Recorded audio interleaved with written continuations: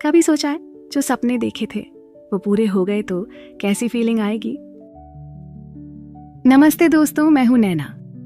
ये सीरीज के पिछले एपिसोड्स में मैंने आपको कई कहानियां सुनाई हैं, यादों की, रिश्ते की और उन छोटी छोटी बातों की जो दिल को छू जाती हैं। पर आज का एपिसोड अलग है। It is all about dreams. यहाँ सिर्फ एक ही सवाल के बारे में बात करेंगे। कभी सोचा है जो सपने देखे थे वो पूरे हो गए तो कैसी फीलिंग आएगी। आज के एपिसोड में हम सपनों को पूरा होते देखेंगे। अक्सर लोग कहते हैं यार सपने तो ठीक हैं पर रियलिटी अलग होती है। रियल लाइफ में पैसे कमाने होते हैं, रिस्पॉन्सिबिलिटीज निभानी है, और ये बात सही भी है। पर क्या सिर्फ पैसा ही सब कुछ है? क्या वो खुशी जो अपना सपना पूरा करने में मिलती है उससे हम कॉम्प्रोमाइज करके अपने सपनों के साथ काइंडा चीटिंग नहीं कर रहे हैं? आज हम उस उलझन पर बात करेंगे। जिंदगी और पेज के बीच, सपने और रियलिटी के बीच जो कांस्टेंट टग ऑफ वॉर है ना, उसे समझने की कोशिश करेंगे। चलिए शुरू करते हैं उन कहानियों से जो शायद आपकी जिंदगी का भी हिस्सा बन चुकी हैं। सबसे पहली कहानी है राघव की। एक बैंकर जो अपनी सैलरी स्लिप्स और इन्वेस्टमेंट से दुनिया को इम्प्रेस करता है। हर महीना एक नया माइलस्टोन अचीव करता है और हर कोई उससे कहता है, राघव तुम्हारी जो जॉब है वो पता नहीं कितने लोगों का सपना है। पर राघव के दिल में तो उसकी ही एक अलग सी दुनिया है जो सिर्फ उसकी है, कैनवस और ब्रश की दुनिया। राघव अपने वीकेंड्स पे चुपचाप एटिक में बैठता है और अपने दिल के रंग कैनवस पे उतारता है। एक दिन जब उसने एक आर्ट एग्जीबिशन अटेंड किया तो एक पेंटिंग उसके दिल को छू गई। वो पेंटिंग के नीचे लिखा था, यह है मेरी दुनिया। राघव ने तभी सोचा, मैं ये बैंकर क्यों बना? क्या ये मेरे पेरेंट्स का सपना था? क्या पैसा कमाना मेरी जिंदगी का एक ही एम है? राघव ने डिसाइड किया कि पैसा जरूरी है, लेकिन अपने सपने को इग्नोर करके नहीं। आज वो अपनी बैंकिंग करियर के साथ एग्जीबिशंस में एक्टिवली पार्टिसिपेट करता है। शायद वो पूरा दिन अपने ब्रश के साथ नहीं बिताता, पर रात के कुछ पल उसके सपनों के लिए जरूर होते हैं। पैसे की अहमियत को कोई भी डिनाई नहीं कर सकता, पर ये सोचिए, अगर पैसा ही सब कुछ होता तो दुनिया के सबसे सक्सेसफुल लोग इतने स्ट्रेस्ड क्यों होते? खुशी और सैटिस्फैक्शन सिर्फ एक पेचेक के नंबर्स में नहीं होती, उसके पीछे एक चीज होती है, पैशन। और अगर पैशन और पैसा साथ आ जाए तो जिंदगी और खूबसूरत बन जाती है ना? अब अगली कहानी की तरफ बढ़ते हैं। ये एक ऐसी लड़की की कहानी है जो एक ही टाइम पे दो रोल्स प्ले कर रही है, एक फ्यूचर की डॉक्टर का और एक अमेजिंग डांसर का। ईशा के पेरेंट्स उससे कहते हैं, बेटा तुम्हारे डॉक्टर बनने का डिसीजन हमारे लिए गर्व की बात है।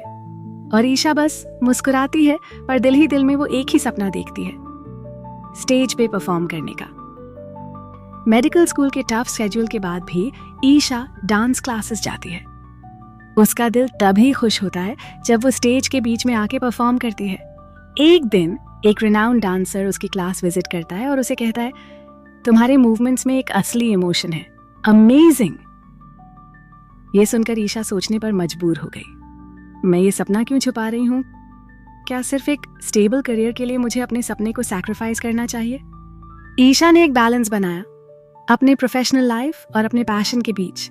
आज वो एक सक्सेसफुल डॉक्टर है, लेकिन उसका फ्री टाइम उसके डांस स्टूडियो के लिए होता है। ये समझना जरूरी है कि सपने कॉम्प्रोमाइज नहीं मांगते, बस थोड़ा सा वक्त और करेज मांगते हैं। हमें अक्सर सिखाया जाता है कि स्टेबल लाइफ का मतलब है अपने पैशन को सैक्रिफाइस करना, पर सच तो ये है कि ये दोनों एक साथ चल सकते हैं। This is a fact. बस आपको अपनी प्रायोरिटीज सेट करनी होती हैं।